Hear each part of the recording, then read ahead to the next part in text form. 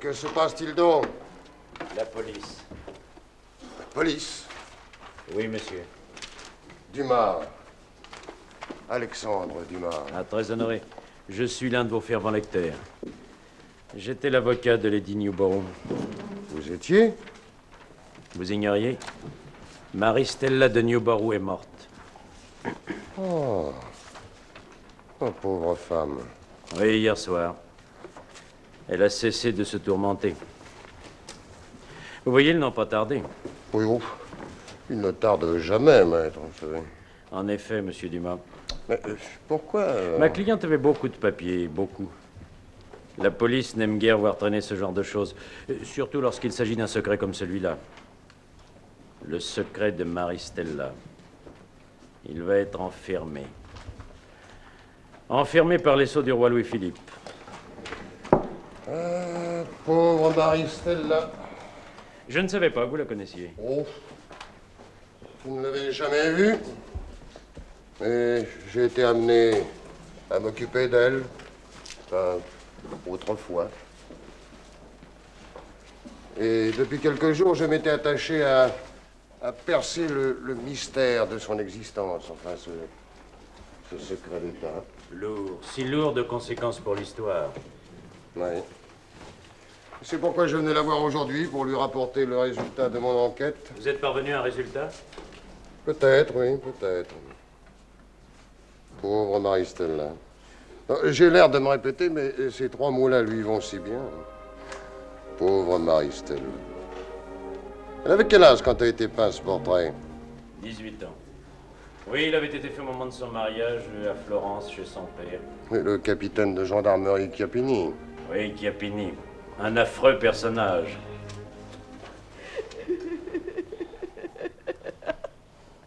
Oh, mais mon père, ce n'est pas possible. Pas possible. Vous ne pouvez pas exiger un tel sacrifice. L'épouseras, tu m'entends? Mais je suis votre fille. Eh bien, n'est-il pas temps que tu me rembourses tout ce que j'ai dépensé pour ton éducation? Il a moins 50 ans. Au lieu d'épouser quelques godluraux, tels ceux que je vois se pavaner sur le Ponte Vecchio, tu auras un mari pour toi toute seule. Oh, mais bien sûr, personne n'en voudrait, ce vieux frison. Ne sois pas insolente. Je t'offre un mari auquel tu n'as aucun droit de prétendre. Un homme qui est 100 fois au-dessus de nous. Tu seras Lady Newborough, la femme d'un des plus riches seigneurs d'Angleterre. Un des descendants du prince de Galles. Je me moque pas mal de la richesse et de la naissance. Je veux un homme que je pourrais aimer, admirer, estimer. Un homme qui sera pour moi ce que vous fîtes pour ma mère. Ce sont là des rêves bleus. Et puis trêve de discussion, tu épouseras Lord Newborough. Mon père, oh, je vous en supplie. Ne faites pas mon malheur, je me tuerai. Écoute-moi, viens et regarde-moi. Je ne suis qu'un petit capitaine de gendarmerie, un chef de sbire. Tu seras Péresse d'Angleterre. Je fais mon devoir en te mariant de la sorte. Allez. Oh mon père, je vous le demande à genoux. Je t'en prie, Marcel. Reste ici, je vais le recevoir. Je t'appellerai. Alors arrange tes cheveux et mets-toi un peu de Oh feu. non, non, non, non, non, non, non.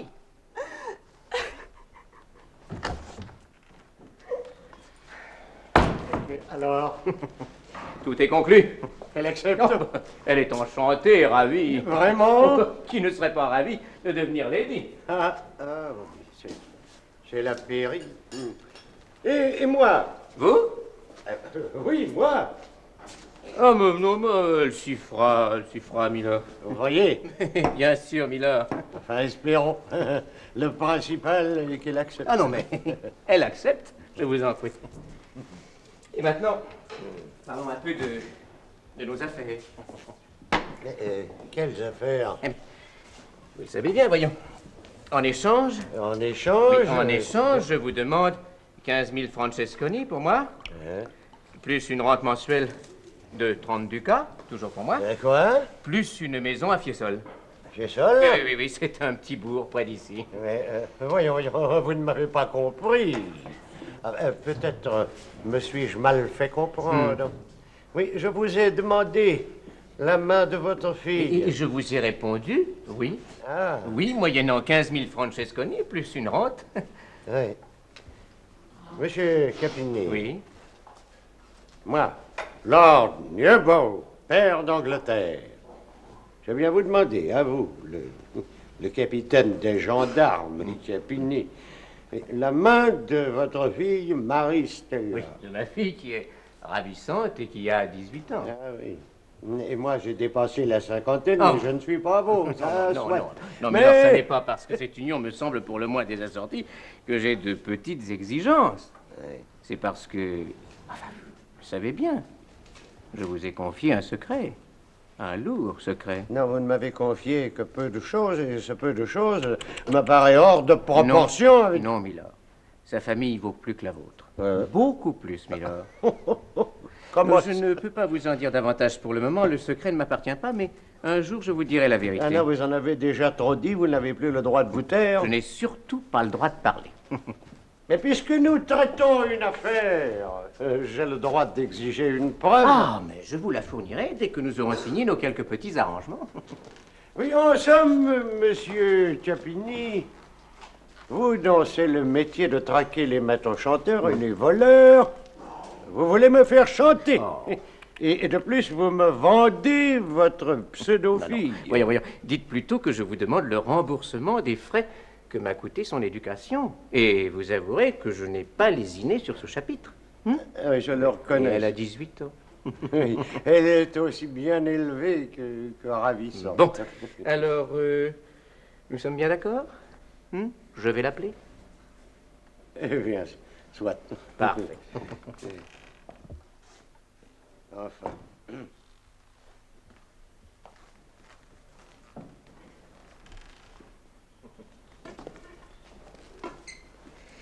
Ma fille, tu le sais, Lord Newborough nous fait le grand honneur de me demander ta main. Le mariage aura lieu dans un mois. Bon.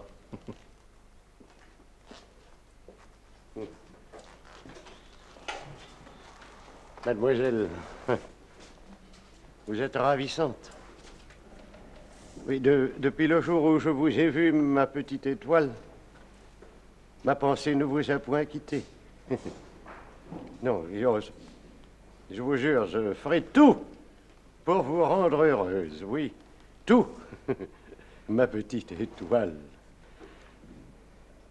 Oh, je sais bien, vous ne m'aimez pas encore, mais vous m'aimerez. Oh, vous verrez. Vous m'aimerez. Mon rang, mes liens, mes richesses. Je porterai votre nom, Milord, puisque mon père l'exige. Mais je ne serai jamais votre femme. Oh, mais voyons, ma petite... Jamais, vous entendez? Jamais je ne serai à vous.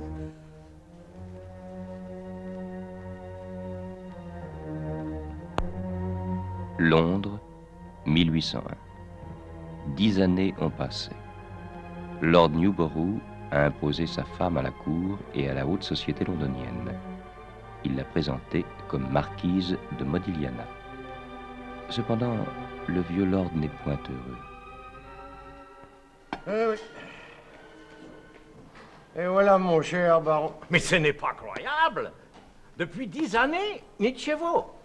Nietzsche, oui, enfin, rien. Elle porte mon nom, c'est tout. Dites-moi, Milord, avez-vous essayé Knut? Ah non, ce n'est pas l'usage en Angleterre. Regrettable. Avec femme russe, excellent résultat. Ah, dommage.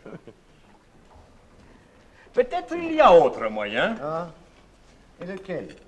Faire testament. Un testament. Oui. Vous léguez fortune à lointain cousin, à moins que Lady Newborough accepte vous dans sa couche. Oh non, Marie-Stella n'est point intéressée. Ce n'est pas comme son père. Son père, nourricier. Ah oui, c'est vrai, j'oubliais détail mélodrame. C'est père. Mais nourricier seulement il fut. Ah oui, j'en ai la preuve. La preuve formelle. Ouais, ça... Pauvre Marie-Stella. Oh, c'est une bien pénible affaire. Oui, très, très, très pénible. Ouais, c'est pourquoi j'ai tant pitié. Et vous avez raison. Milord, je vous demande de me pardonner. Mais pourquoi? Pour Knut, il ne faut pas. Oh, ce n'était pas mon intention.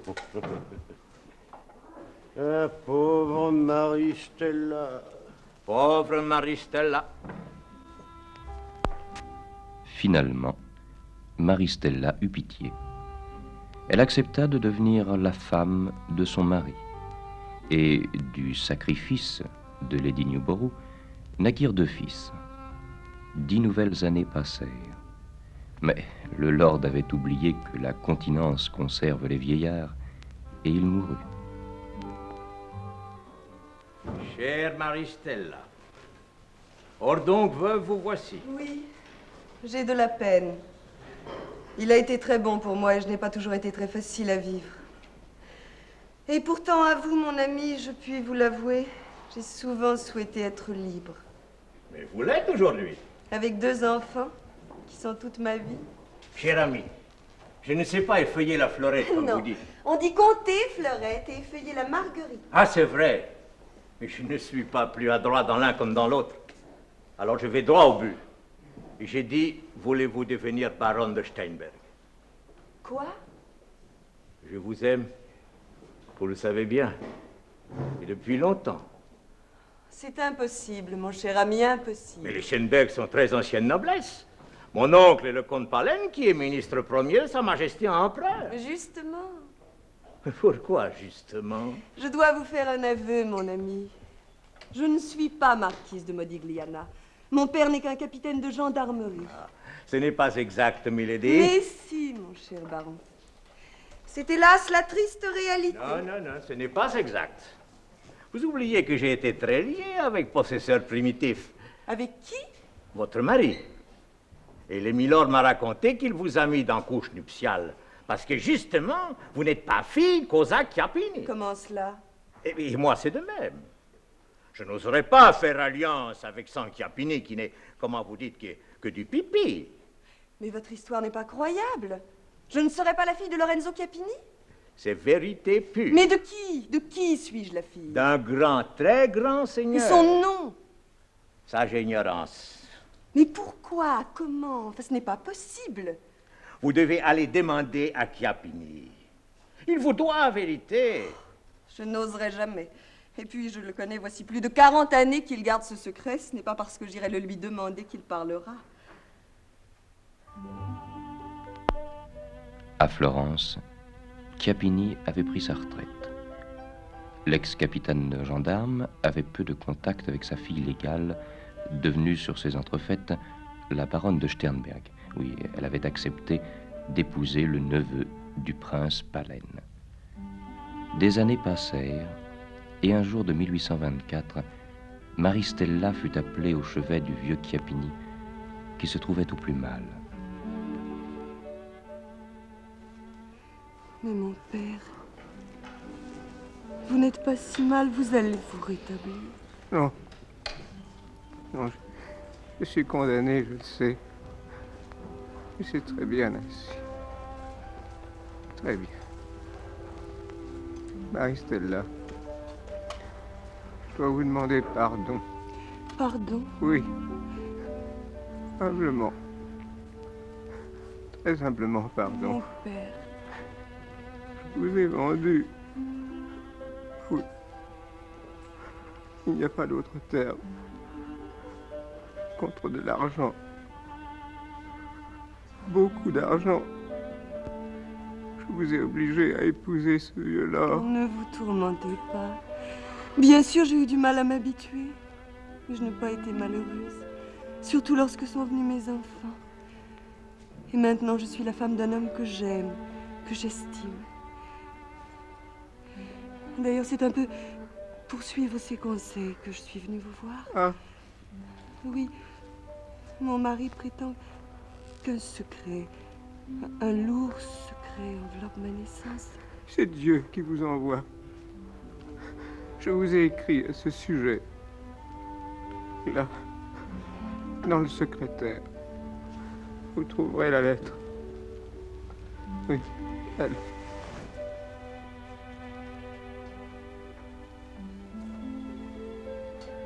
Prenez-la. Et maintenant, écoutez-moi, Milady. Milady. Je n'ai plus le droit de vous appeler Maristella. Marie-Étoile.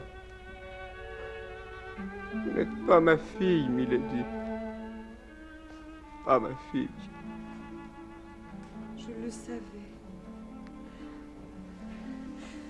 Mais pour moi, vous serez toujours mon père. Vous êtes toute pétrie de bonté, mais je ne le mérite pas, non. Je ne le mérite pas. Parce que vous vous êtes fait rembourser les frais de mon éducation. Non. J'ai commis un crime, milady. Je vous ai échangé. Échangé? Oui.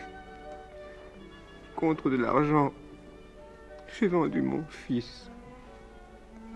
Mon vrai fils. Je ne vous comprends pas. Voici. Lorsque vous êtes venu au monde, ma femme donnait le jour à un garçon.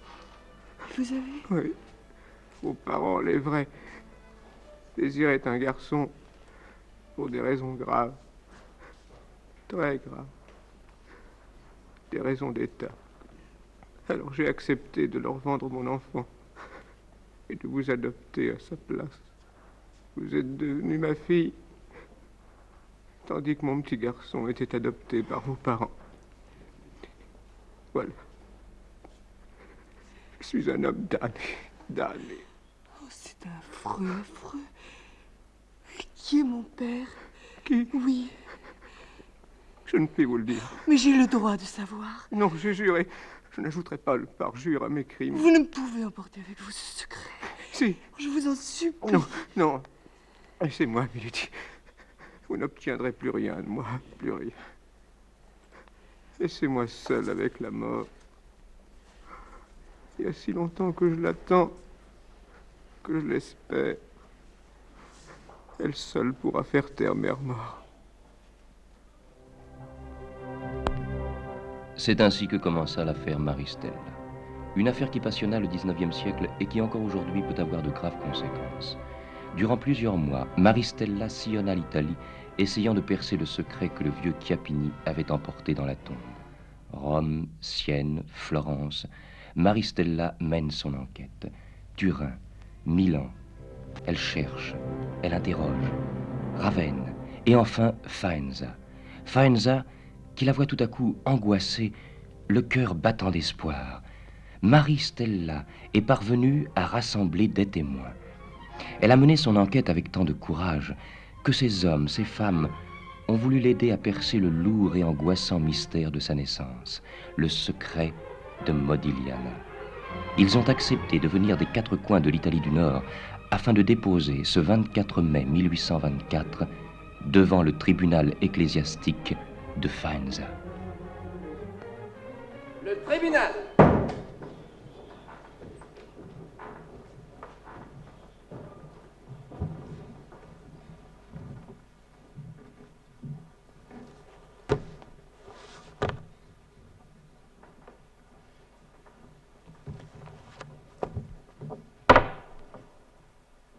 La parole est à la demanderesse. Je requiers qu'il plaise au tribunal d'ordonner la rectification de mon acte de naissance.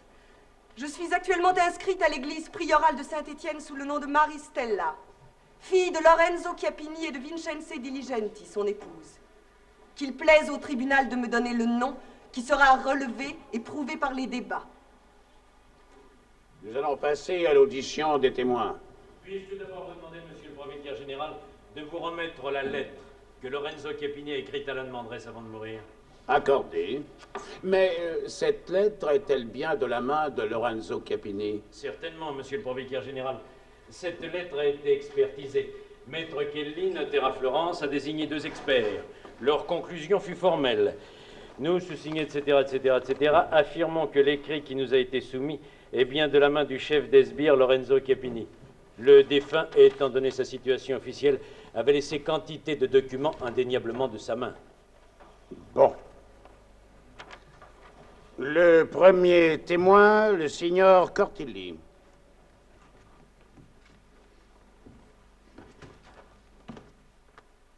Qu'avez-vous à déclarer?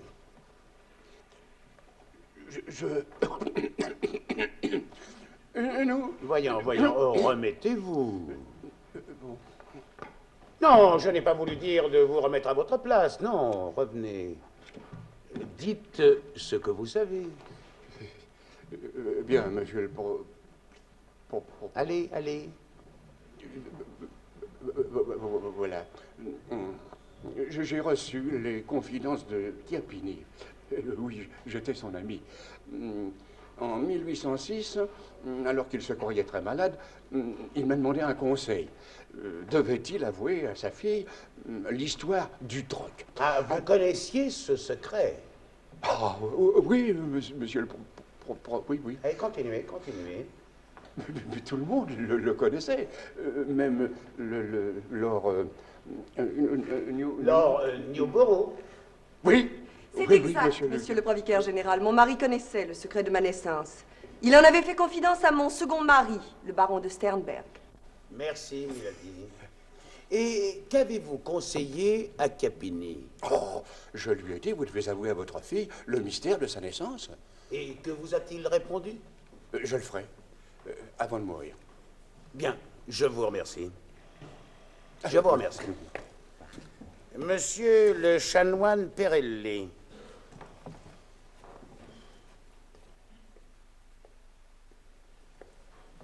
Mon cher confrère, je dois vous avouer que cette affaire me paraît une incroyable histoire de brigand. Cependant... Oui, je sais bien que toute une école de littérature moderne a familiarisé les lecteurs avec les enlèvements et les substitutions. Mais un tribunal ecclésiastique peut-il sombrer dans ce genre d'excentricité? Monsieur le provicaire général, je vous répondrai par un fait précis. Dans ma jeunesse, j'ai souvent, très souvent même, entendu mon père... Un saint homme. Oui, gouverneur de la province de Brasiguela, n'est-ce pas? Oui, monsieur le provicaire. Eh bien, je l'ai souvent entendu raconter cette affaire de troc, cette affaire de Modigliana. Et selon lui, quels étaient les parents de la demanderesse? De grands seigneurs, monsieur le provicaire général. Vraiment? De très grands seigneurs, même. Et ma mère... Une sainte femme. Et ma mère, chaque fois que mon père a raconté cette histoire, stigmatisait, et en des termes violents, violents pour elle, bien sûr. J'entends bien. Stigmatisait, dis-je, cet acte affreux, et changer une fille d'un rang illustre contre un garçon de la plus vile condition. Mais l'acte eût été aussi affreux s'il s'agissait de deux familles de paysans échangeant leurs enfants. Oui, oui, évidemment, monsieur le provicaire général. Je vous remercie, mon cher collègue. Nous serions heureux, monsieur le provicaire général, s'il vous était possible de faire entendre le témoignage de mademoiselle Biandini. Accordé. Mademoiselle Biandini.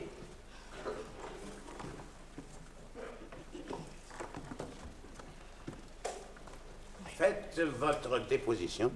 Notre père, Nicolas Biandini, est entré dans la maison Borghi à l'âge de 17 ans. Non, je vous en prie, ne parlez pas toutes les deux en même temps. Il aimait beaucoup ses maîtres. C'était de grands seigneurs. Ma petite sœur est un peu dure d'oreille, monsieur le provicaire général. Ah bon. Enfin, je veux dire, c'est regrettable. Pouvez-vous parler pour vous deux, mademoiselle? Tu parleras tout à l'heure. À tout à l'heure. Voilà. Nous étions toutes deux servantes du comte Pompeo Borghi. Ah, c'était un seigneur. Il était le châtelain de Modigliana. Modigliana, où est née Milady. Mais au moment de la naissance de Lady Newborough, étiez-vous au château? Oui, monsieur le provicaire général. Et vous avez entendu dire que le geôlier Chiappini, il était alors geôlier de la prison de Modigliana, n'est-ce pas? Oui, monsieur le provicaire général. Et vous avez entendu dire que le geôlier Chiappini avait eu un fils qu'il avait échangé... Bien sûr, contre la fille du comte de Joinville. Joinville? Oui, c'était là le nom des parents de Milady. Joinville, des Français. Des Français? Oui, monsieur le provicaire général. Ah bon. Voulez-vous maintenant nous raconter l'affaire? Voilà. Un jour, c'était au printemps de 1773. Le comte Borghi avait invité au château des amis français, le comte et la comtesse de Joinville. Madame de Joinville attendait un enfant pour la mi-avril. Et Madame Chiappini devait avoir, elle aussi, un bébé à la même époque. Un jour, le comte Borghi, mon maître, fit monter au salon le geôlier Chiappini. Le comte de Joinville était là. Ils avaient tous deux un grand service à lui demander. Un grand service, en effet. Le signor Chiappini me l'a souvent conté. Le comte de Joinville lui dit textuellement ces mots. « Mon cher Capini, si par hasard ma femme mettait au monde une fille et la vôtre un garçon, accepteriez-vous que nous fassions un échange ?» Et Capini trouva ça tout naturel? Oh non, monsieur le procureur général, non. D'autant plus qu'il désirait, lui aussi, avoir un fils. N'est-ce pas, dans son métier, il aurait pu se faire aider. Dans une prison, on a toujours besoin d'un porte-clés. Alors pourquoi a-t-il accepté? Eh, parce que le seigneur comte français lui a dit que si sa femme avait un garçon, ce garçon hériterait de biens considérables. Qu'il partagerait avec Capini? Oh non, tout ne m'aide pas, monsieur le procureur général. Il s'agissait d'une trop grosse somme. Mais il lui offrait 100 000 francesconi. 100 000 francesconi? Mais c'est une fortune. Oh oui, aussi. Enfin, mettez-vous à sa place. Comment à sa place? Bah, vous auriez accepté, n'est-ce pas? C'est ce qu'a fait le seigneur Capini. Mais vous êtes folle, mademoiselle, il s'agit d'un crime, ne l'oubliez pas, d'un crime. Je m'excuse, monsieur le procureur général. Bon. Et ensuite? Eh bien, madame Chiappini a mis au monde un garçon et madame la comtesse une fille. Une fille ici présente. Et l'échange se fit aussitôt. Un peu plus tard, le comte de Joinville, qui s'était absenté, revient à Modigliana. Il emmena avec lui la comtesse et le petit Chiappini. Tandis que Milady restait avec nous. Puis-je dire un mot? Je vous en prie. Non, non, viens, monsieur le président permet. Viens. Je voulais dire que Lady Newborough est tout le portrait de la comtesse de Joinville. Bon, nous vous remercions. Non, nous n'avons pas de portrait. Il y en avait bien un au grenier, mais je ne sais pas ce qu'il est devenu. Très bien, je vous remercie. Très bien. Voyons, quelqu'un a-t-il ajouté une précision à la déposition de mademoiselle Piantini? Oui. Ben, parlez, mon cher collègue. Je me souviens maintenant que mon père affirmait que le comte de Joinville, oui, il a prononcé ce nom lui aussi, était un prince déguisé. Un prince? Déguisé, oui. Un prince français. Non, mais vous en êtes certain? Absolument. Monsieur le provicaire. Vous avez quelque chose à ajouter à la déposition de monsieur le chanoine Perelli? Oui. Voulez-vous vous avancer?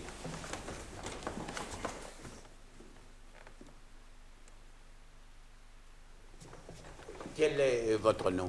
Jean-Marie Valla. Bon, dites ce que vous savez. Eh bien, il y a 50 ans, j'étais caporal dans la milice à Brisighella. Et en cette qualité, je ai gardé un étranger, auquel on donnait le titre de comte de Joinville. Mais comment ça? Oui, il avait été arrêté. Arrêté? Oui, à cause de l'échange qui avait été connu. Il avait d'abord réussi à se réfugier au couvent de Saint-Bernard à Brisighella. Et c'est dans ce lieu que je l'ai saisi. Ah, tiens, mais voilà un fait nouveau. Je le connaissais. Ah, et vous aussi, messieurs? Ah oui, monsieur. Bon, et vous avez gardé votre prisonnier durant combien de temps? Fort peu, monsieur le provicaire. Quelques jours plus tard, je reçus l'ordre de le remettre entre les mains des gardes du cardinal légat de Ravenne. Oui, et comment se présentait ce comte de Joinville? Il était grand, un peu gros déjà en dépit de sa jeunesse. Il n'avait pas plus de 25 ans. Très affable, pas fier, bien que grand seigneur. Ah, j'oubliais, le teint assez coloré. Oui, coloré comme celui d'un gros mangeur. Mademoiselle Biandini, ce portrait est-il exact? Tout à fait exact, monsieur le procureur général. Merci, je vous remercie. Monsieur Dominique de Laval.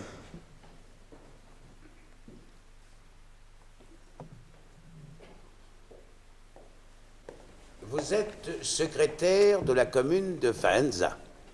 Pour vous servir, monsieur le provicaire général. Oui, en cette qualité, vous avez été chargé de l'inventaire du couvent de Saint-Bernard avant sa destruction. C'est exact, monsieur le provicaire général. Bon, dans les archives de la communauté que vous avez dépouillées, avez-vous trouvé trace de cette arrestation? Mais certainement, monsieur le provicaire général. Certainement. Je connais le français et j'ai pu lire 2 lettres écrites en cette langue. Ah bon? Elles étaient adressées au père abbé, signées Joinville, et portaient la date de 1773. Mais je ne me souviens ni du jour ni du mois. Dans la première, écrite de Mobiliana, le comte de Joinville remerciait le père abbé de ce qui lui permettait de se réfugier dans son couvent. Et dans la seconde, écrite de Ravenne, il lui indiquait qu'il venait d'être mis en liberté après avoir été conduit dans cette ville par les gardes du cardinal Légat. J'ai appris également que son éminence, le cardinal Légat de Ravenne, à qui le prisonnier avait été confié, s'était empressé de le mettre en liberté après l'avoir embrassé. Embrassé? Oui, monsieur le provicaire. L'étiquette romaine, il s'agissait d'un prince, n'est-ce pas? Un prince? N'allons pas si vite. Nous n'avons aucune preuve, aucune. C'est bien, je vous remercie. Maintenant, je voudrais entendre monsieur le comte Borghi. Il est mort. C'est mon cousin, mademoiselle, qui est mort. Celui que vous avez servi, Pompeo Borghi. Moi, je suis bien vivant. Vous permettez? Je vous en prie.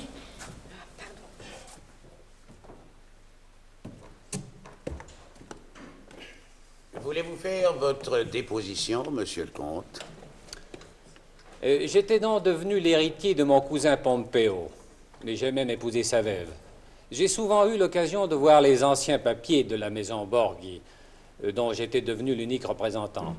Un jour, me trouvant à Modigliane, j'ai voulu classer ces documents, les trier, enfin jeter ceux qui n'avaient guère d'intérêt.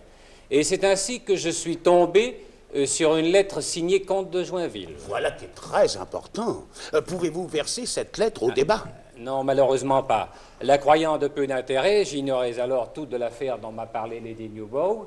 J'ai déchiré cette lettre. C'est très fâcheux, monsieur le comte, très fâcheux. Mais je me souviens d'une phrase qui m'a surpris. Le comte de Joinville disait à peu près ceci. « Depuis que nous vous avons quittés, ma femme m'a enfin donné un garçon. Quant à celui que vous connaissez, celui né chez vous, à Modigliana, il ne me reste que le chagrin de l'avoir perdu et je n'ai plus aucun scrupule à son égard. » Aucun scrupule à son égard? Mais qu'est-ce que ça veut dire? Acheter un enfant, lui faire croire qu'on est son père, vous avouerez, monsieur le provicaire, qu'il y a là de bonnes raisons d'avoir des scrupules, voire même des remords. Oui. Et vous avez déchiré ce texte? J'ai cru à l'époque qu'il s'agissait uniquement d'affaires concernant la famille Joinville. Je n'avais donc aucune raison de conserver un tel document. Et puis il y en avait tant qu'il me fallait bien faire de l'ordre. Oui, c'est bien. Je vous remercie, monsieur le comte. Personne n'a plus rien à ajouter? Si, moi, monsieur le provicaire général. Un témoin que j'avais fait citer vient d'arriver. Peut-il venir déposer? Mais de qui s'agit-il, maître? De Madame Toschi, ancienne dame d'honneur de la maison d'Est Modène qui régnait autrefois à Reggio. Huissier, faites entrer Madame Toschi.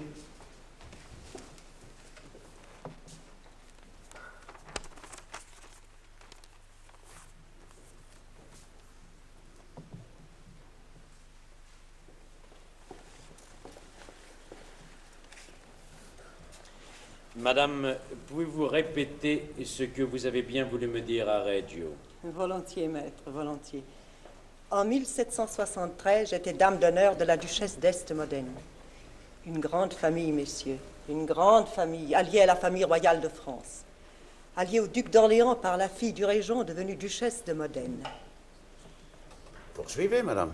Or, en 1773, se rendant à Modigliana, sont passés par Reggio le comte et la comtesse de Joinville. Ils sont descendus au château. J'avais 20 ans alors. Mais ils ont été admis au château? Admis? Enfin, ils ont pu entrer au château. Vous les avez vus chez le prince régnant d'Est-Modène. Mais bien sûr, monsieur le provicaire. Ils ont fait l'honneur à son Altesse, le duc, de descendre chez lui. L'honneur? L'honneur? Oui, monsieur le provicaire. Comment cette famille de Joinville est donc si importante? Oui, qui était ce comte de Joinville? Ah, pardonnez-moi, je pensais que l'on savait ici qui était en réalité le comte de Joinville. Et vous aussi, maître. Mais parlez, pensais madame, parlez. Oui, parlez, madame. Joinville est le nom sous lequel voyageaient le duc et la duchesse de Chartres, fils et belle-fille de son Altesse le duc d'Orléans, premier prince du sang et cousin du roi Louis XV. Et le plus proche héritier du trône après les fils du roi de France. Silence, messieurs! Silence! Je vous en prie, messieurs, silence. C'est bien, madame, je vous remercie. La cause est entendue. Le comte de Joinville, père de ma cliente, était en réalité le duc de Chartres. est connu dans l'histoire sous le nom de Philippe Égalité, duc d'Orléans. Maître, nous ne pouvons conclure aussi rapidement sur la foi d'un seul témoignage. Mais monsieur le provicaire général, de nombreux témoins ont affirmé que le comte de Joinville était en fait un prince déguisé. Le dernier témoin vient seulement de nous révéler son nom. Mais quel nom, maître? Vous comprenez qu'il n'est pas de la compétence de ce tribunal de faire intervenir la famille royale de France dans ces débats. Pensez aux conséquences. Aux conséquences, monsieur le provicaire général, je les imagine facilement. Le duc d'Orléans étant officiellement le père de l'actuel Louis-Philippe, nous sommes en droit de nous demander si en réalité, Louis-Philippe n'est pas né à quelques lieues d'ici, à Modigliana, Maître... et fils du sieur Capini de son épouse Vincenze Diligenti. Maître, vous allez trop loin. Ce n'est plus le procès. Un tribunal de sa sainteté ne peut entendre de tels propos, des propos injurieux pour le premier prince du sang de France, cousin du roi très chrétien. Je demande que ma cliente soit reconnue sur les registres de Modigliana comme née d'Orléans ou née de France. C'est impossible, maître, n'insistez pas. Le tribunal ecclésiastique de Faenza peut reconnaître la demanderesse née de Joinville. C'est déjà considérable, mais les dépositions l'ont prouvé. Cependant, il ne nous appartient pas de la faire entrer dans la famille rayante de France. Enfin, vous devriez le comprendre, maître. Je comprends très bien, monsieur le provicaire général. Il n'en existe pas moins que rendre la justice est un devoir sacré, que ce devoir doit être accompli quel qu'en soit le prix. Et le procès a prouvé que le comte de Joinville et le duc d'Orléans ne font qu'un seul et même personnage, le père de la demanderesse. Vous outrepassez vos fonctions, maître. Le tribunal n'a aucune leçon à recevoir de vous. Le procès a prouvé que Marie-Stella est la fille d'un certain comte de Joinville. Pour le reste, cela ne nous regarde point. L'histoire jugera, monsieur le provicaire général. L'incident est clos. Voici ma sentence. Observant que Lorenzo Capini, étant près de la fin de sa vie, a écrit une lettre dans laquelle il manifeste à décharge de sa conscience que Marie-Stella n'est pas sa fille. Observant que par les dépositions des nombreux témoins, il est pleinement prouvé que le troc convenu entre le comte de Joinville et le sieur Capini s'effectua réellement, que la fille fut baptisée dans l'église du prieuré de Modigliana et enregistrée faussement sous le nom de Marie-Stella, fille des époux Capini. Observant enfin que la légitimité de la demanderesse est aussi prouvée par l'éducation soignée qu'on lui donna, ainsi que par l'amélioration survenue dans la fortune des Capini. Par conséquent, nous avons dit et arrêté et définitivement jugé que l'on est à rectifier et à corriger l'acte de naissance du 17 avril 1773 et qu'on est à indiquer que Marie-Stella est fille de monsieur le comte et de madame la comtesse de Joinville, français. Le procès est terminé.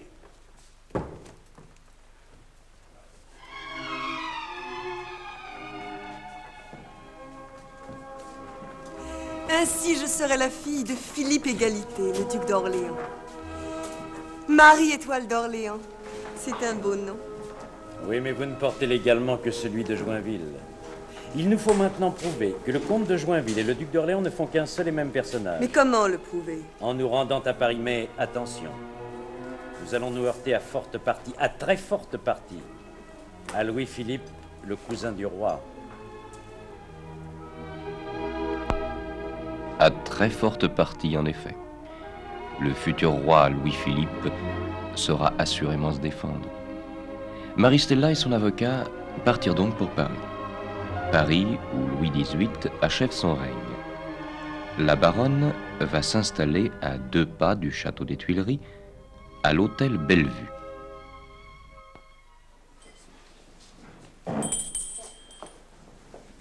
Au revoir, colonel. Je regrette, mais vous ne pouvez être la personne que je cherche. Je regrette, moi aussi, madame.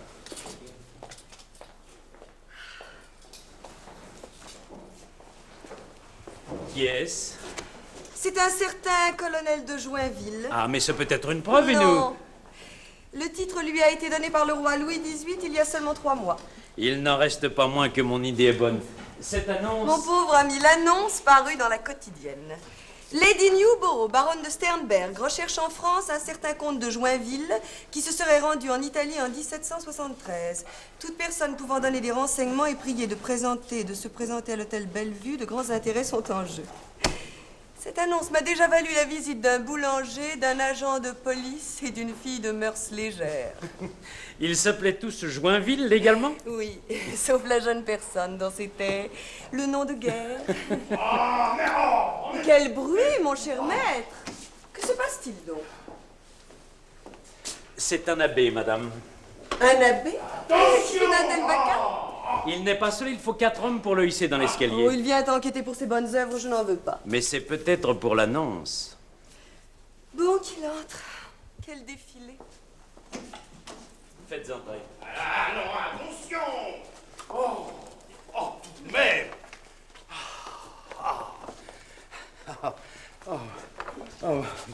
Madame, je suis confus. Allez, vous en. Madame, pourquoi ne demeurez-vous pas au rez-de-chaussée? J'ai voulu avoir la vue de l'hôtel de Bellevue. Très juste, madame. Vous êtes l'abbé de Joinville? Non, madame, l'abbé de Saint-Phar. Vous avez fait paraître une annonce dans la quotidienne dans laquelle vous dites rechercher un comte de Joinville. C'est exact, monsieur l'abbé. S'agit-il d'un héritage? Vous seriez l'héritier du comte de Joinville? Pas le moins du monde, madame. Mais vous connaissez un comte de Joinville? Ça n'est pas impossible, madame. Pas impossible. Oui, on m'a chargé de venir vous voir. Mais qui? On, monsieur l'abbé? Permettez-moi, madame, de ne pas vous en dire plus pour l'instant. Soit. Pourriez-vous me donner le signalement de ce comte de Joinville? Celui auquel je pense, madame, est mort depuis très longtemps, en 1793, pendant la Révolution. Et vous l'avez connu? Comment se présentait-il? C'était un homme fort affable, il avait la jambe bien faite, le nez un peu busqué, la figure rouge. Ventripotent? Ce serait excessif, disons un peu gros, mais il était assez grand, si bien qu'il portait son embonpoint avec noblesse. Votre description se trouve parfaitement conforme avec celle que l'on m'a donnée du comte de Joinville. Eh bien, vous m'en voyez ravi, madame. Ce comte de Joinville est-il allé en Italie en 1773? Ce n'est pas impossible, madame, il voyageait beaucoup. Monsieur l'abbé, est-il exact que le défunt duc d'Orléans voyageait sous le nom du comte de Joinville? Mais pourquoi me demandez-vous cela, madame? Il est de la plus grande importance que vous répondiez à ma question, monsieur l'abbé. Oui, madame, ça n'était là inscrit pour personne à la cour. Bon. Alors je crois que nous allons pouvoir nous entendre. Ah, les héritiers peuvent... Non, il ne s'agit pas d'un héritage, monsieur l'abbé. Comment pas d'un héritage? Non. Par contre, il y en aurait peut-être un pour moi. Voyons. Comment Lady Newborough, princesse de Sternberg, peut-elle avoir quelque chose de commun avec le comte de Joinville? C'est-à-dire avec le feu duc d'Orléans. Plus que vous ne le pensez, monsieur l'abbé. Plus que vous ne le pensez, vous allez voir. Il y a 3 ans mourut mon père. Lord Newborough? Non, Lord Newborough était mon premier mari. Et le baron de Sternberg, le second. Vous savez, le neveu du prince Palm. Le premier ministre du tsar? C'est cela même, oui. Mon père se nommait Lorenzo Chiappini. Vieille noblesse italienne. Pas le moins du monde, monsieur l'abbé. Un geôlier de Modigliana devenu chef de sbire à Florence. Un peu avant sa mort, il révéla qu'il avait échangé son fils contre une fille née à Modigliana au mois d'avril 1773. Cette fille, c'est moi, monsieur l'abbé. C'est une histoire extraordinaire, mais pourquoi me la racontez-vous? Vous m'avez demandé tout à l'heure ce que Lady Newborough pouvait avoir de commun avec le comte de Joinville. Sans doute, mais je ne vois toujours Eh bien, pas... la fille née au mois d'avril à Modigliana, c'est-à-dire moi, et la fille du comte de Joinville. Incroyable! Et le fils de Chiappini, c'est Louis-Philippe, Monseigneur le duc d'Orléans. C'est une histoire de brigand! Une histoire de brigand reconnue comme véridique et véritable par le tribunal ecclésiastique de Faenza. Le tribunal de sa sainteté? Le pape, oui. Mais quand? Comment? Il y a un mois, monsieur l'abbé. Le tribunal m'a reconnue comme étant la fille du comte et de la comtesse de Joinville, c'est-à-dire des défunts ducs et duchesses d'Orléans. Madame, j'ai peut-être eu le tort de ne pas vous dire qui j'étais en me présentant chez vous. L'abbé de Saint-Phar? Oui. Qui vient de la part? Oui, l'abbé de Saint-Phar, qui a l'honneur d'appartenir à la maison d'Orléans en qualité de... De chapelain? Non, madame, le père du duc d'Orléans eut des bontés pour ma mère. Et vous êtes né de ces bontés. Voilà, madame, je suis un bâtard de la famille d'Orléans. Le duc d'Orléans, qui voyageait, c'est bien exact, sous le nom de comte de Joinville, était mon frère, mon demi-frère. Aussi, je suis bien renseigné sur la famille d'Orléans, et je n'ai jamais entendu pareille histoire. Voyons, pourquoi le duc, mon frère, aurait-il monté une telle machination? Et parce que la duchesse, après 4 années de mariage, n'avait pas d'enfant. Et son immense fortune risquait d'échapper à la famille d'Orléans. Allons donc. Il y avait aussi le trône de France, monsieur l'abbé. Le trône de France? Et la dauphine Marie-Antoinette, mariée alors depuis 3 ans et demi, n'avait pas d'enfant. Mais vous vous moquez, madame. Il y avait encore entre les Orléans et le trône de France Monseigneur le comte de Provence, notre roi actuel, et le comte d'Artois. Et puis le regrettable pour vous, madame, que Louis-Philippe soit né le 6 octobre 1773 au Palais Royal, à Paris. Mais Louis-Philippe n'est pas né à Paris. Il se joua au Palais Bourbon la comédie d'un faux accouchement. D'un faux accouchement? Mais oui, la duchesse d'Orléans n'a mis au monde aucun enfant ce jour-là, elle a fait semblant. Madame. Et cet enfant est né de Madame Chiappini à Modigliana 6 mois auparavant. Voyons, madame, voyons. En France, la naissance d'un prince du sang ne se fait pas à la sauvette. J'ai pourtant dans mon dossier la liste des étrangetés qui ont eu lieu le jour de la pseudo-naissance, elles sont nombreuses. Beaucoup de personnes sont présentes lors d'une naissance princière. Les commissaires du Parlement. Les commissaires du Parlement, vraiment. Vous connaissez cette publication? C'est le Messager de Modène, en date du 3 novembre 1773, où il est écrit à propos de cette naissance: personne n'ignore ici qu'à la naissance des fils du sang royal, on dresse procès-verbal en témoignage, auquel assistent des commissaires du Parlement qui le souscrivent. Cette formalité a été négligée pour le duc de Valois, aujourd'hui Louis-Philippe, duc d'Orléans. Et on a simplement fait ajouter au procès-verbal fait en cette occasion 2 mots, le Parlement absent. Le procès-verbal fut présenté au roi, afin qu'il le souscrivît, et on assure que sans faire attention à cette phrase, Sa Majesté signa sans difficulté. Peut-être, madame, peut-être, mais aucune supercherie n'est possible. C'est impensable. Je vais vous démontrer le contraire. À propos de supercherie, voici une autre histoire dont vous avez certainement entendu parler. En 1771, la duchesse d'Orléans, ma mère... Votre mère? Oui, ma mère, mit au monde un enfant mort-né. Or, voici ce que je lis sous la plume d'un chroniqueur du temps.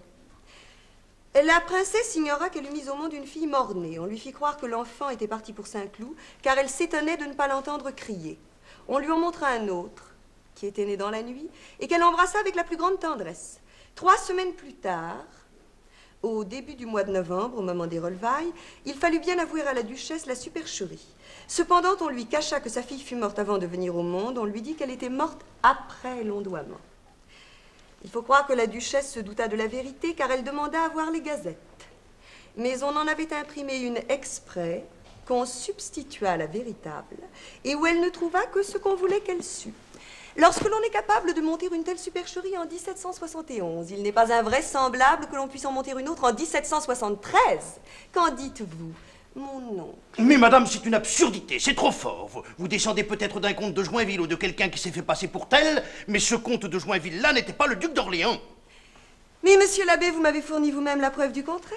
Comment cela, Et en madame? venant me trouver de la part de Louis-Philippe, n'est-ce pas? Et ce n'est pas tout, monsieur l'abbé. Ce n'est pas tout. Connaissez-vous ce portrait? C'est le portrait de Louis-Philippe. Votre neveu? Si vous voulez, madame. Eh bien non, ce n'est pas le portrait de Louis-Philippe. Comment cela? C'est celui du geôlier Chiappini, mon père nourricier, à qui Louis-Philippe, duc d'Orléans, ressemble comme un fils peut ressembler à son père. Chiappini. Ah, vous ne riez plus, monsieur l'abbé. Eh bien maintenant, je vais en appeler à l'opinion française. Vous lirez l'article que je suis en train de préparer. Chiappini, Louis-Philippe, fils du geôlier Chiappini. Chiappini. C'est grotesque. Tenez, écoutez cet article. La ressemblance du duc actuel avec les divers membres de sa prétendue famille est absolument nulle, tandis qu'il a tous les traits des Chiappini. Quelle folie. La partie supérieure de la tête pointue, les muscles maxillaires pendants, teint bronzé, yeux bruns, cheveux châtains, jambes un peu tournées. Un peu tournées. Eh, il paraît que je ressemble au geôlier Chiappini. Écrivez, monsieur. Quand il n'y aurait que la ressemblance frappante qui existe entre le duc d'Orléans et son auguste aïeul, Louis XIV, cette ressemblance ne suffirait-elle pas à démontrer la fausseté des prétentions de cet aventurier? Il n'y a pas longtemps que vous appartenez à mes services, monsieur Alexandre Dumas. Aussi, apprenez ceci. Quand on ne descendrait de Louis XIV ne serait-ce que par des bâtards, c'est encore un assez grand honneur pour qu'on s'en vante. Recopiez ces notes et remettez-moi tout cela honnête.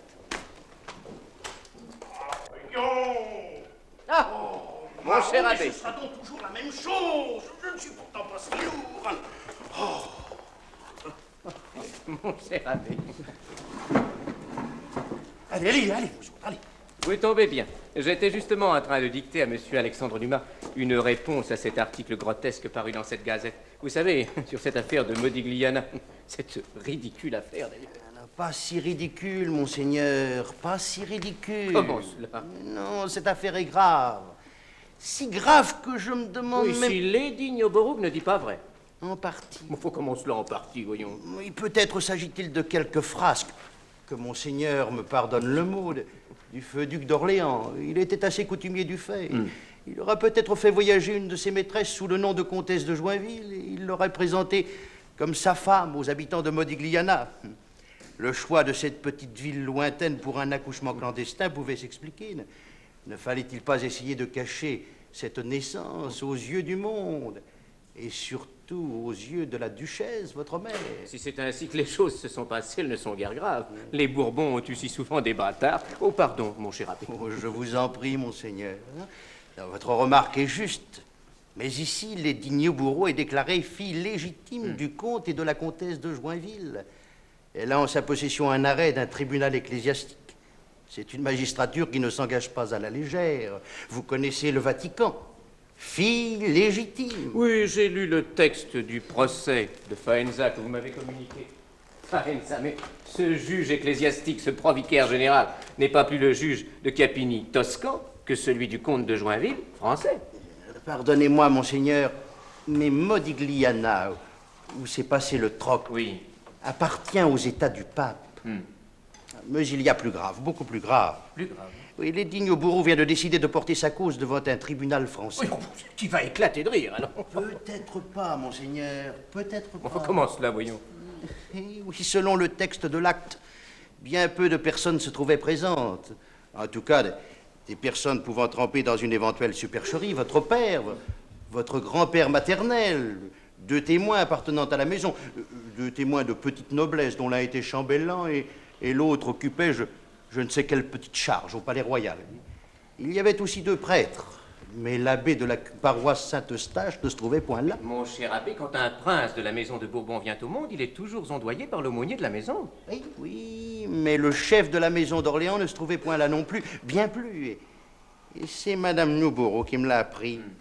Le procès-verbal de la naissance aurait été rédigé hors la présence des commissaires du Parlement. Ça n'est pas surprenant, voyons, ma famille était alors au plus mal avec le nouveau Parlement. Le Parlement, mot. Je le sais bien, moi, monseigneur, mais pardonnez-moi, je me fais un peu ici l'avocat du diable. Non, je vous en prie. Non, mais l'acte comporte 2 fautes capitales. D'abord, le nom de duc de Valois que vous reçûtes à votre naissance n'y figure point. Et l'autre erreur? L'acte n'a pas été signé par votre grand-père, mais chef de la maison d'Orléans. Évidemment, mon cher abbé, évidemment, ce sont là 2 points graves qui risquent de jeter une ombre, un malaise. Un doute fâcheux, surtout étant donné le nombre de vos ennemis, monseigneur. Ces ultra-royalistes, toujours prêts à rappeler que vous êtes le fils du régicide Philippe Égalité. Aujourd'hui, si ce procès venait à être jugé, ses ennemis auraient la partie belle. Orléans ou Chiappine? Mais ce n'est pas possible, voyez. Monsieur Dumas, j'ai là quelques notes. Voulez-vous prendre sous ma dictée? Je suis aux ordres de votre Altesse. Bien, écrivez. Le récit de Maristella, baronne de Sternberg, se détruit par sa propre invraisemblance, sans aucun secours que celui des incohérences qu'il présente. La fausseté de cet exposé est démontrée de la manière la plus palpable par le fait matériel qu'à l'époque indiquée, le prince et la princesse, que Maristella revendique pour ses pères et mères, n'étaient pas en Italie. Ce second point étant le plus propre à confondre la mauvaise foi, je m'y arrêterai spécialement. D'après la Gazette de France, nouvelle de la Cour, le 11 avril 1773, le duc assistait à la cérémonie du Jeudi Saint à Versailles. D'autre part, il existe aux archives 2 actes notariés, l'un en date du 1er avril et l'autre du 24 avril de ce même mois d'avril, et signé par le duc d'Orléans à Paris, ce qui prouverait donc que le duc, qui était le 11 et le 24 à Paris, ne pouvait être le 17 à Modigliana. Écrivez, monsieur Dumas. Ce qui prouverait donc que le duc, qui était le 11 et le 24 à Paris, ne pouvait être le 17 à Modigliana. Vous ne semblez pas d'accord, mon cher abbé? Non, pas tout à fait, monseigneur, pas tout à fait. Mais je continue à me faire l'avocat du diable. Je vous en prie. Oui. D'accord pour le 11, pour la cérémonie du jeudi saint, mais pour ce qui est des actes notariés du 24, non, chacun sait que ces actes notariés, contrats de mariage pour la plupart, étaient le plus souvent signés par des secrétaires fort exercés à ce genre de faux légaux. Aussi, votre père pouvait très bien ne pas se trouver à Paris. Mon père, mon cher abbé, n'était pas roi de France. Il n'était même pas alors chef de notre maison. Donc il signait lui-même ses actes. Continuons. Madame la duchesse d'Orléans, mariée depuis le 5 avril 1769, ne devint grosse que plus de 2 ans après. Cette grossesse ne fut pas heureuse et elle accoucha en octobre 1772 d'une fille qui mourut en naissant. On lui ordonna les eaux de forge en Normandie en 1773 et on montre encore la maison qu'elle habitait. Beaucoup d'habitants peuvent encore affirmer sa présence à cette époque. Beaucoup d'habitants peuvent encore affirmer sa présence à cette époque. Ah, Milady, le beau rapport. Tout ce qu'écrit Louis-Philippe est faux. La fausse couche de la duchesse d'Orléans n'a pas eu lieu en 1772, mais 1 an avant, en 1771. On trouve trace de cet incident dans toutes les gazettes de l'époque. Ah, Louis-Philippe d'Orléans a commis là une grave erreur.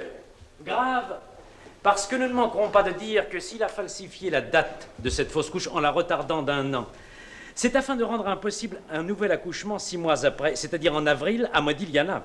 Autre erreur, mon cher maître, ce voyage de la duchesse d'Orléans. De madame votre mère. Ce voyage aux eaux de forge en Normandie eut également lieu 1 an auparavant. De nombreux témoignages le prouvent. Et puis que nous importe que le duc d'Orléans ait assisté aux cérémonies du jeudi saint à Versailles? Nous n'avons jamais dit que le duc d'Orléans était à Modigliana le jour de l'accouchement. Tous les témoins du procès de Faenza sont unanimes à déclarer qu'ils n'ont vu le comte de Joinville qu'avant et après l'accouchement. Il y a aussi toutes les étrangetés entourant la soi-disant naissance de Louis-Philippe.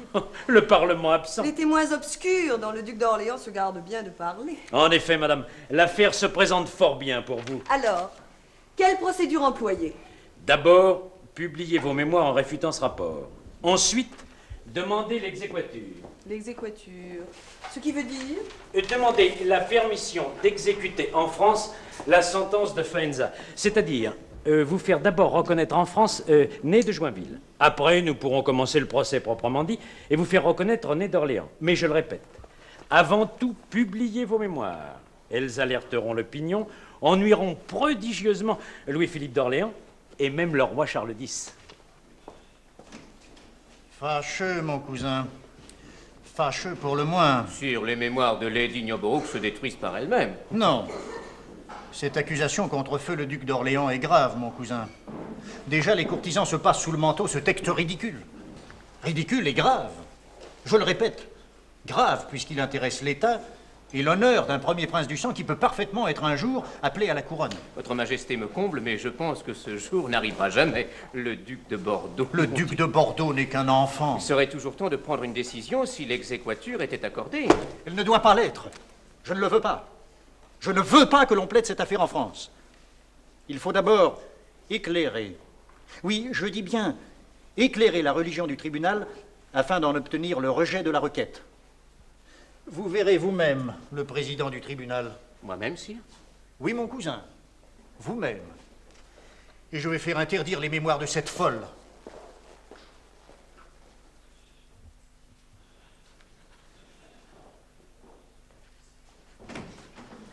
Refusé, milady. Comment? L'exéquature est refusée. Écoutez-moi ça. Le juge a déclaré la demanderesse ne justifiant ni de son ascendance, ni du domicile du comte de Joinville. Le domicile? Mais il était au palais royal, ce domicile. La dame de Sternberg est non recevable dans sa demande pour ces motifs. Qu'un jugement rendu en pays étranger contre un Français ne peut être exécuté en France sans que la question soit de nouveau examinée et jugée par des tribunaux français. Et la condamne aux dépens. Mais ce n'est pas possible. Mais ils savent bien que je ne peux pas recommencer en France le procès de Faenza. La plupart des témoins sont morts maintenant. Eh oui, je le sais bien, et comme vous le dites, Eux aussi le savent. Rien n'est possible si vous n'êtes pas d'abord reconnu né de Joinville. Et je veux porter mes revendications devant une juridiction française. C'est tout ce que je demande. Mais ça n'est pas possible, madame. Oh non, ça ne se passera pas comme ça. Je lutterai. Oui, vous m'entendez, je lutterai jusqu'à mon dernier souffle. Malheureusement, nous nous heurtons au pouvoir royal. À l'abus du pouvoir royal. Au despotisme. Mais je crois en la justice.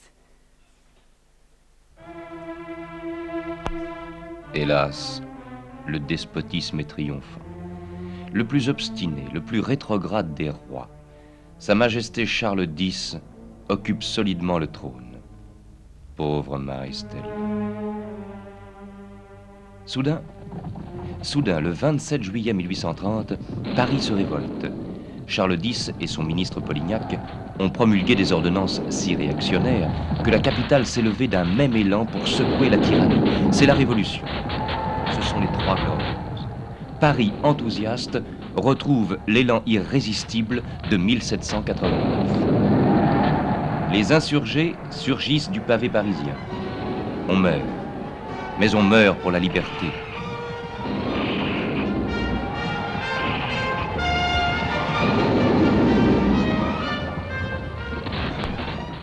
Le 29 juillet, les Tuileries tombent au pouvoir de l'insurrection.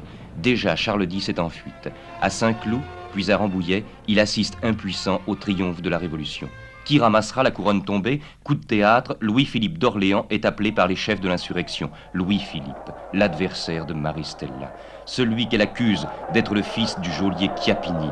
Louis-Philippe accepte, Louis-Philippe est roi des Français. Paris se livre à la joie, Paris est libre. Mais parmi ce peuple heureux, une femme se désespère, c'est Maristella. Maristella qui voit au pouvoir son plus mortel ennemi. Au Vatican, afin de ne pas gêner le nouveau roi, on se hâte de faire disparaître le dossier du procès de Faenza. À ne pas communiquer. 43 242. Tel est le chiffre que l'on trace sur le dossier. Il existe toujours aujourd'hui. Plus personne ne pourra le consulter. Florence. À la demande du fils du geôlier Chiappini, le pseudo-frère de Maristella, la rote criminelle annule le jugement de Faenza, arrêt rendu sans avoir entendu le moindre témoin. Sur le registre de l'église paroissiale de Modigliana, le nom de Chiappini vient remplacer celui de Joinville. Tout est rentré dans l'ordre.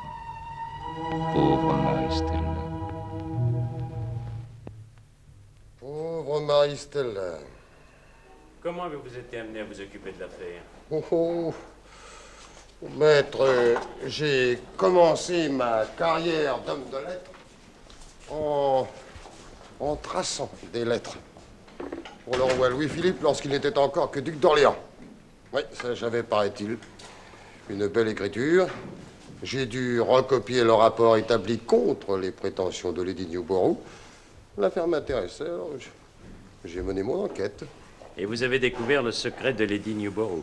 Oh, le secret? Non, mais la preuve que les choses se sont peut-être déroulées de la façon dont l'affirmait votre cliente. Et vous-même, mon cher maître. Ça a toujours été ma conviction. J'ai plaidé avec sincérité. Et c'est pourquoi je suis d'autant plus curieux d'apprendre ce que vous avez découvert. Bien.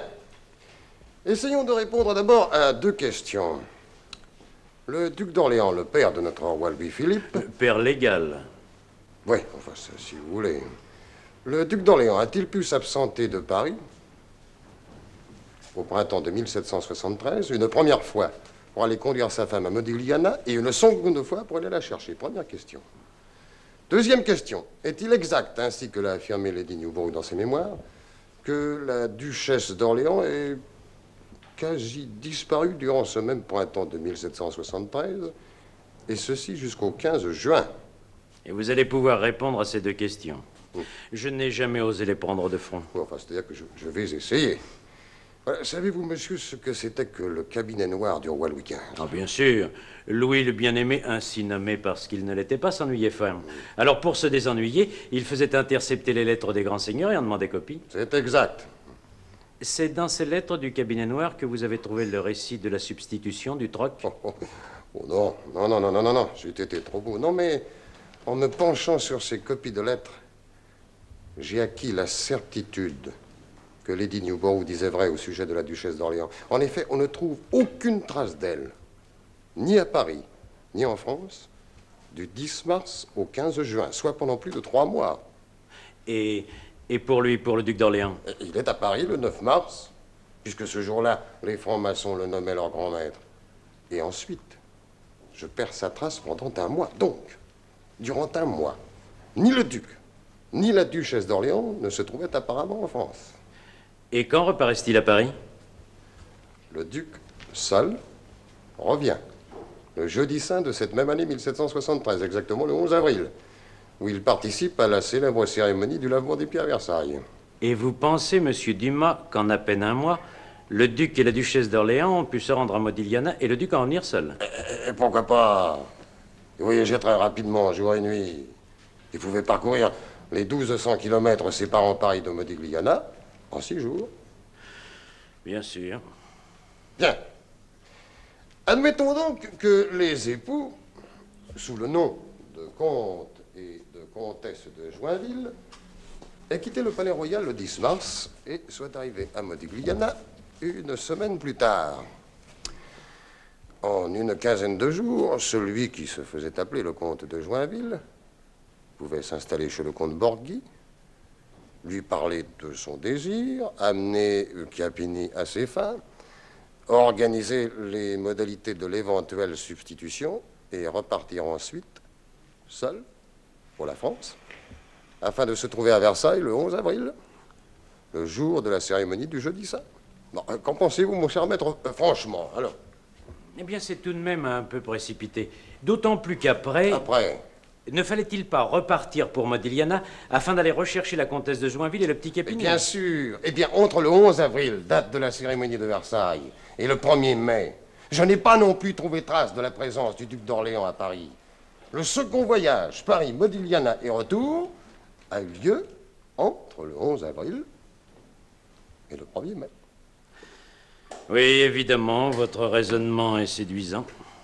Cependant, je suis confus, monsieur Dumas, mais je vous en prie. Je puis vous dire franchement ce qui me gêne dans ce raisonnement. Parbleu, vous connaissez l'affaire mieux que moi.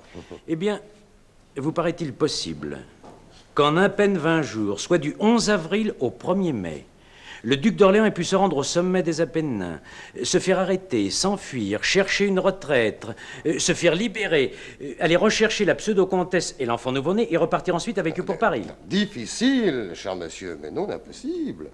On pouvait faire l'aller-retour Paris-Modigliana en 12 jours. Il restait une bonne semaine pour les péripéties dont vous venez de parler. Il est parfois des nécessités qui obligent à accomplir des choses difficiles. Difficiles, mais, je le répète, nullement impossibles. Alors,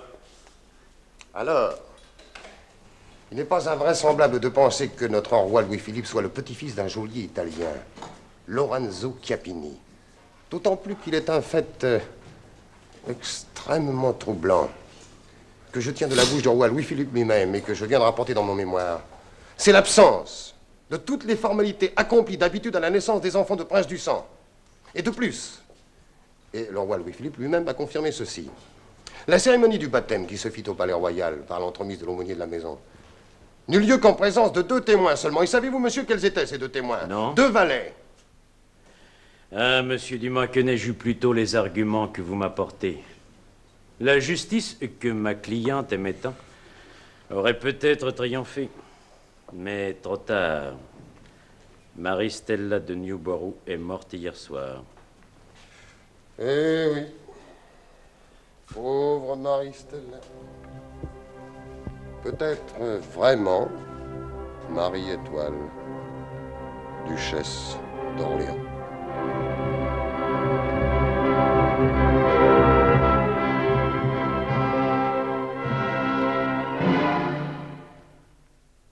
Et pourquoi pas?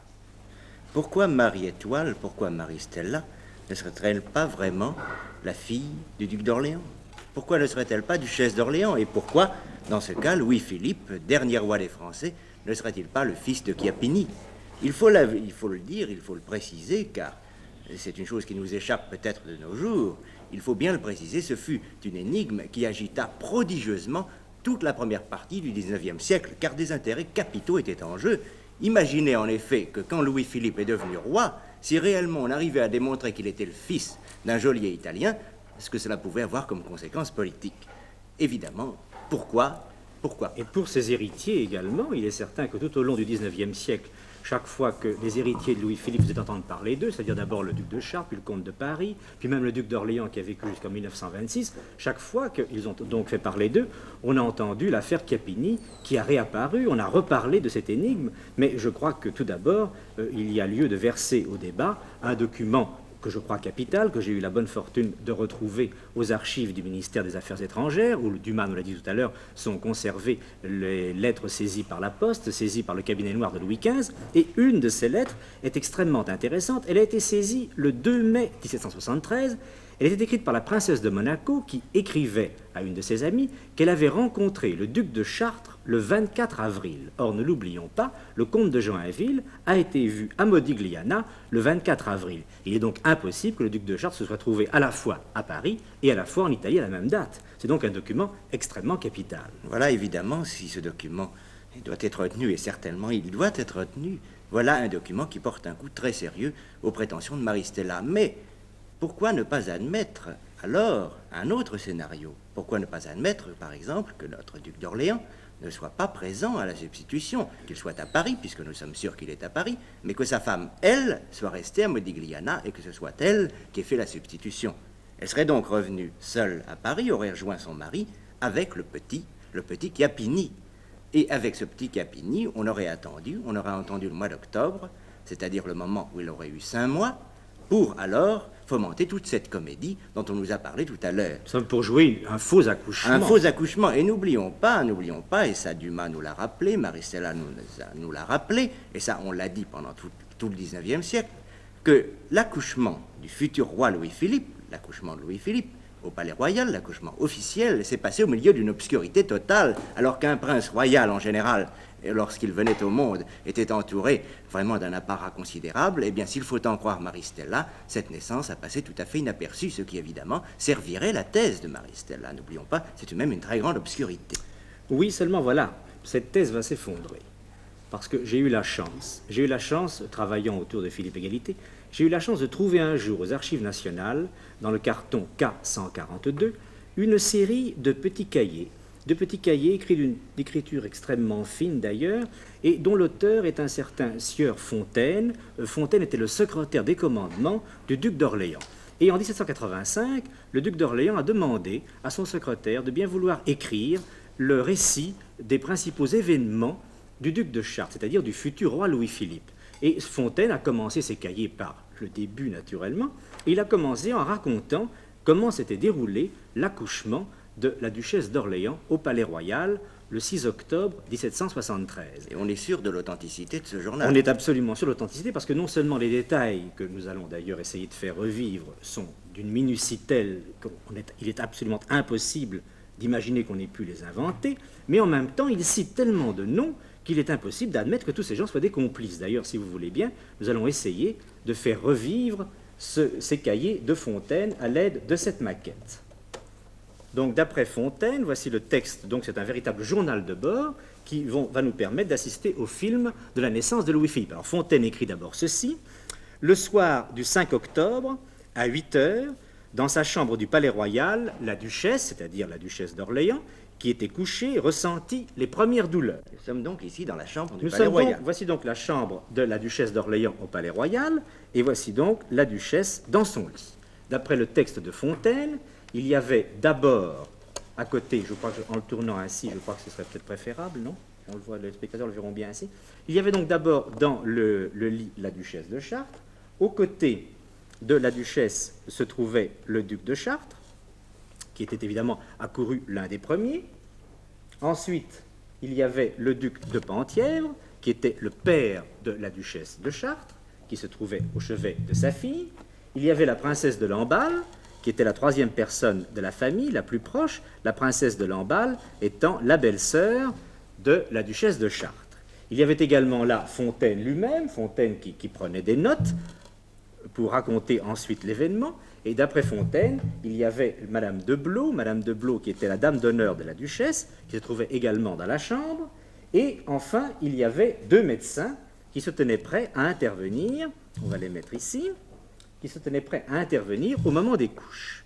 Prenons le texte de Fontaine, il dit ceci, ils sont suivis, c'est-à-dire les personnes de la famille et les médecins Fontaine et Madame de Blot, ils sont suivis par toutes les personnes de la maison en usage d'y venir souvent et qui avaient pu être instruites de l'état de Madame la Duchesse. Cela représentait, d'après Fontaine, 8 à 10 personnes que nous allons placer dans la maquette. Ces 10 personnes étaient donc des gens qui étaient des habitués du Palais Royal. Le duc d'Orléans était un grand seigneur, avait une maison extrêmement importante, c'était même le premier prince du sang.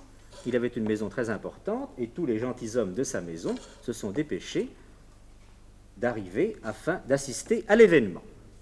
Donc on voit à ce moment-là tout ce qui pouvait se trouver dans la pièce. Reprenons le texte de Fontaine, je veux dire en parenthèse, que de monde s'il s'agissait d'une comédie et d'un accouchement clandestin. Oui, s'il faut en croire Marie-Stella, évidemment, il n'y avait que des témoins très peu nombreux. Oui, alors, elle a même dit un accouchement clandestin. Oui, évidemment, nous commençons. Bien sûr, et ce qui est très curieux, c'est que si on avait vraiment voulu faire un accouchement clandestin, enfin jouer la comédie à ce moment-là, on se serait empressé d'annoncer à tous les princes de la maison de Bourbon l'enfant né et non pas d'aller les chercher. Or, pendant la nuit, Madame de Blot, que voici, s'était empressée d'envoyer des pages dans toutes les directions et on a vu arriver, avant le moment de l'accouchement, on a vu arriver le duc de Bourbon qui arrivait de l'Isle-Adam, on a vu arriver également le prince de Condé qui était son père, n'est-ce pas, c'est le père et le grand-père du futur duc d'Enghien. Et enfin, on a vu arriver Madame la Duchesse de Bourbon. Tous ces gens se sont donc massés dans la pièce. Il y avait encore 2 ou 3 gentilshommes qui, au dernier moment, sont arrivés. Mais il y a un personnage qui manquait. Et ce personnage est arrivé seulement après les couches. Je reprends le texte de Fontaine. À 1 heure après minuit, le travail commence. Et le moment parut pressant, écrit Fontaine. À 3h15, l'événement est proche. Et le travail ne fut pas long, et Madame la Duchesse mit au monde un prince à 3h30 du matin. Ce prince est le futur roi Louis-Philippe. Donc, je résume la question. Il y avait donc dans la pièce au moment de l'accouchement les 2 médecins, le duc de Penthièvre, le duc de Chartres, mari de l'accouchée, la princesse de Lamballe, le prince de Condé, le duc de Bourbon, la dizaine de personnes qui avaient l'habitude de venir au Palais Royal, et 2 ou 3 gentilshommes, ainsi que les filles de service de la duchesse. Enfin, à 4 heures du matin, nous le savons par Fontaine, un dernier personnage apparaît. Ce personnage, c'est le personnage le plus important, c'est le duc de Bourbon. Le duc d'Orléans, excusez-moi, le duc d'Orléans, qui est le personnage le plus important, puisque c'est le chef de la famille. Il arrive à 4 heures du matin, il était dans les environs de Paris, il était au Rhincy, qui appartenait aux Orléans à l'époque. Il est arrivé à la dernière minute, mais il ne s'attarde pas au chevet de l'accouchée. Il regarde son petit-fils et il saute aussitôt à cheval pour aller annoncer la nouvelle au roi Louis XV, qui, cette nuit-là, était parti de Versailles pour Fontainebleau. Il rattrape le roi Louis XV sur la route, il s'empresse de lui annoncer la bonne nouvelle, et il lui demande l'autorisation d'appeler l'enfant le duc de Valois. Louis XV, bien entendu, n'avait aucune raison de s'y opposer, donne l'autorisation, et le duc d'Orléans revient à franc-étrier vers Paris. Eh bien, c'est là l'explication pourquoi le duc d'Orléans n'a pas signé l'acte d'ondoiement dont nous allons parler maintenant, et c'est également la raison pour laquelle le nom du duc de Valois n'a pas été mis sur le fameux acte qui avait tellement intrigué non seulement les différentes personnes qui sont occupées de l'énigme Marie-Stella, mais surtout, et pour commencer, un personnage que nous avons vu tout à l'heure, ce monstrueux abbé de Saint-Phar, tellement gros qu'il ne pouvait, n'est-ce pas, se déplacer que porté par 4 hommes dans un fauteuil. Il nous reste maintenant, je crois, Alain Decaux, je vous laisse en parler, il nous reste maintenant à parler de l'acte d'ondoiement qui, selon Marie-Stella, était également entaché d'irrégularité. Oui, n'est-ce pas? Évidemment, nous venons de voir que cet accouchement clandestin, André Castelot, vous venez de nous le dépeindre, je crois, et tous nos téléspectateurs sont convaincus, cet accouchement clandestin n'était nullement. Reste l'ondoiement. Marie-Stella a dit l'ondoiement s'est fait à 7 heures du matin, dans une pièce obscure, à la lueur de quelques flambeaux, et l'on a eu comme témoin que 2 valets. Ce sont les termes qui ont été prononcés, sinon par elle, du moins par ses partisans. Eh bien, nous allons voir dans quelle pièce, de quelle manière, toujours par la même méthode de maquette, comment s'est déroulé cet ondoiement. Eh bien, voici la pièce où s'est déroulé l'ondoiement. Simplement, vous voyez qu'ici, un berceau a été apporté, mais toutes les personnes qui assistaient à la naissance, eh bien, toutes ces mêmes personnes se retrouvent dans la pièce. Et d'autre part, il ne s'agit pas d'une pièce obscure, c'était une pièce, nous le savons d'ailleurs, et nos maquettistes l'ont bien montré, douée de grandes fenêtres, et nous savons même qu'au-dessus de ces fenêtres, il y avait des motifs de Véronèse, tout est précis grâce à Fontaine. Les Israélites de Véronèse. Et à 7 heures, les almanachs de l'époque nous le montrent, à 7 heures du matin ce jour-là, il faisait grand jour. Il faisait grand jour et par conséquent, ce n'était pas l'obscurité. On n'a pas montré à un enfant qu'on ne voyait pas à la lueur de 2 flambeaux. Tous ces gens qui étaient là voyaient parfaitement cet enfant. Or, d'autant plus qu'ils n'étaient pas seulement ceux qu'on avait vus durant la nuit, mais à 7 heures du matin, d'autres sont arrivés. Qui n'étaient donc pas présents à la pas naissance, mais qui se trouvaient là. Fontaine, voici la duchesse de Bourbon, qui vient d'arriver en toute hâte de Chantilly. Voici le prince de Conti. Voici le comte de la Marche, et tous les deux ont été prévenus juste à temps à l'Isle-Adam. Comme vous le disiez tout à l'heure, on n'aurait pas été les prévenir s'il s'agissait d'une comédie de supercherie. Et plaçons encore les 2 témoins, ces 2 témoins qui signeront à l'acte d'ondoiement, ces 2 témoins que Marie-Stella a déclaré bien souvent avoir été des valets. Eh bien, ces 2 valets, nous connaissons leur nom. C'était loin d'être des valets, c'était des très grands seigneurs. Il s'agissait du comte d'Unolstein, gentilhomme de la chambre du duc de Chartres, et du comte de Schomberg, chambellan du duc de Chartres et grand ami de Voltaire. Évidemment, je crois que la clandestinité dont parlait Marie-Stella n'existait que malheureusement dans son imagination. Bien sûr, et comment imaginer que ces 30 témoins aient été pris, d'hallucinations collectives, afin de... tellement qu'ils auraient pu prendre un enfant de 5 mois pour un nouveau-né, car c'est la thèse de Marie-Stella, c'est que tous ces gens-là, en somme, se seraient trompés. C'est donc absolument impensable. Ça n'était possible que s'il n'y avait personne. Il n'y avait personne. Nous savons avec maintenant 30 personnes, ce n'est pas possible. Enfin, je crois qu'il est bien certain aujourd'hui, on peut conclure, en attendant d'aller un petit peu plus loin peut-être, on peut conclure en disant que Louis-Philippe était indéniablement le fils de son père, c'était un Orléans, mais il n'en reste pas moins vrai qu'il y a une énigme qui subsiste, et cette énigme, c'est l'énigme de Modigliana, car Marie-Stella disait vrai, elle il n'y a pas de doute. Sincère. Je crois que maintenant, un historien impartial ne peut plus soutenir qu'il y a eu un mystère dans la naissance de Louis-Philippe. Il serait être indigne du nom d'historien que de le penser une seconde. Mais enfin, il reste l'énigme de Modigliana, comme vous le dites, l'énigme de Marie-Stella. Car enfin, nous avons un jugement.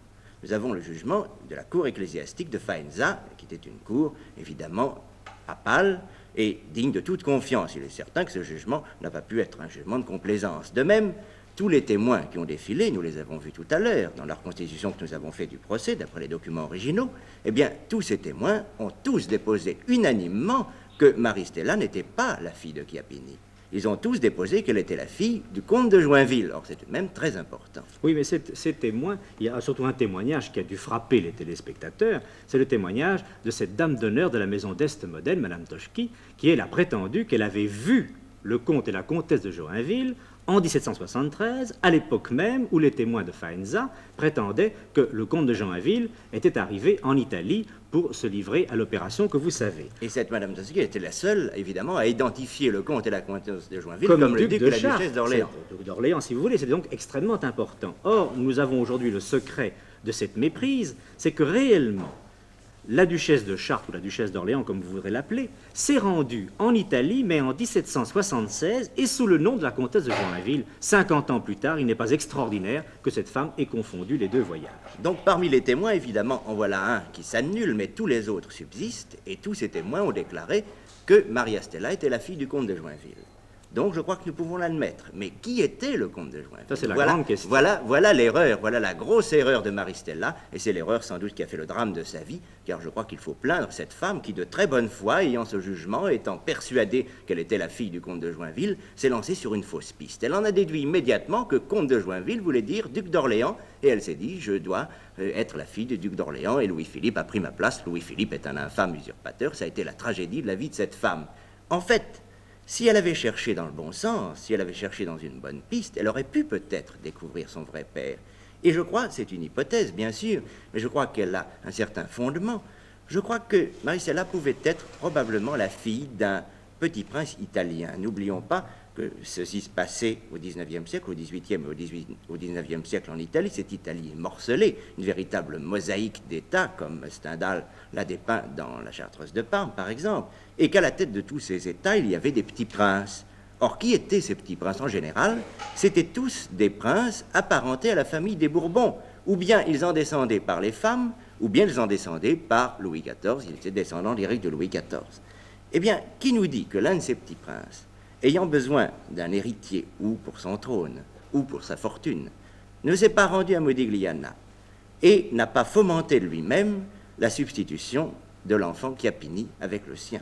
Je crois que c'est une hypothèse qui pourrait être tenue. C'est une hypothèse d'autant plus séduisante qu'il est certain que Maristella avait un type Bourbon et que ses héritiers actuels, ses descendants, ont toujours un type Bourbon. D'ailleurs, nous disons un type Bourbon, je crois que c'est une erreur. Il n'y a pas de type Bourbon, de même qu'il n'y a pas de type Orléans, il n'y a pas de type Habsbourg, il n'y a pas de type Bourbon-Parme ou Bourbon d'Espagne. Il y a un type royal. Par suite de toutes les unions consanguines, on a vu des Bourbons avoir le type Habsbourg, comme les enfants, par exemple, du duc d'Orléans, de Louis-Philippe, et on a vu des Habsbourg avoir le type Bourbon. N'est-ce pas? Il y a une expérience qui est assez amusante à faire. On prend un verre de vin rouge qui représente, par exemple, le sang d'Henri IV. C'est un sang absolument français. Et puis alors, au fur et à mesure, on rajoute un verre d'eau dans ce verre de vin rouge, on en jette la moitié chaque fois, et chaque adjonction d'eau représente le sang étranger qui vient se mélanger à ce vin rouge. Nous avons par exemple Anne d'Autriche, Marie-Thérèse d'Autriche, Marie Lexinska, la duchesse de Bourgogne avant. Et petit à petit, lorsqu'on arrive au dernier Bourbon, c'est-à-dire au duc de Bordeaux, qui est mort sans héritier, on a un verre d'eau pure. Par conséquent, je crois que l'on peut dire que les ressemblances ne veulent pas dire grand-chose. Il n'y a pas de Bourbon, il n'y a pas d'Orléans.